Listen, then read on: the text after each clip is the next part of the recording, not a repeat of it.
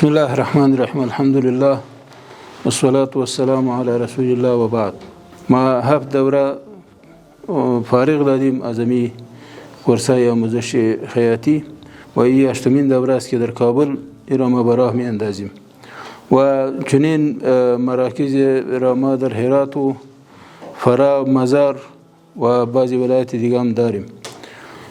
تصور ما این است که کاهش حد فقر و بیکاری برای خواهرها و برادرایی که مجبور هستند اونا امی کسب و کار یاد بگیرن و این سبب عاید برایشان شوه تا خانواده ایشان از این طریق امرار زندگی بکنه. اینمی هدف بزرگی است که احساسی را دنبال میکنه. خداوند این صدقه از اینا و این همکاری مالی از اینا را در حق والده مرحومه ایشان که در اینجا نامشان ذکر است، مرحومه گوهر سلطان، قبول کنه. خداوند ثواب از اینا و اجر از اینا و پاداش از اینا برای اینا هم بته و برای مادر مرحومه ایشان هم برسانه و برای والد صاحب ایشان هم که و مفاد کرده. خداوند ارواح از اونا را سر امی صدقه و سر امی کمک مالی خوش کنه. همکاری شما برادر و خواهرها در هر جای که هستین در داخل یا خارج افغانستان بسیار زیاد ضروری است که با هموطنانتان همکاری کنین.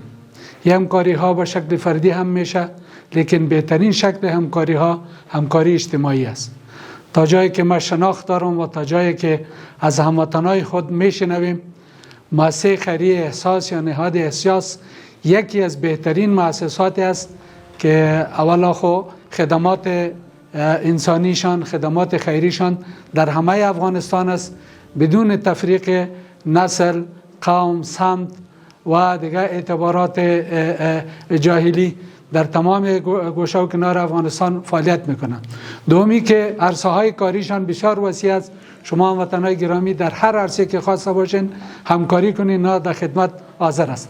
خدمت ایتام و بیوه ها، خدمت متعلمین و محصلین، کمک های عاجل و بالاتر از همه می کورس های حرفوی خواهرها است.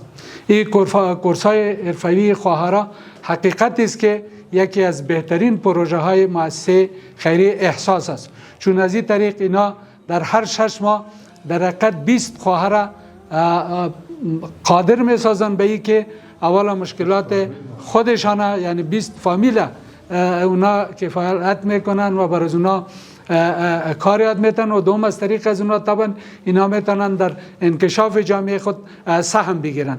به این خاطر توصیه ما به تمام دوستایی که ما را میشناسن و احساس را میشناسن و افغانستان را میشناسن و از وضعیت افغانستان با خبر هستن، امی هستن که خوب با اخلاص همکاری بکنن، خصوصا اون پروژه هایی که پروژه های توانمندی است، توانمندسازی است و باز اون پروژه هایی که در خدمت خواهرای ما قرار داره از قبیل امی کورس های آموزش خیاطی است.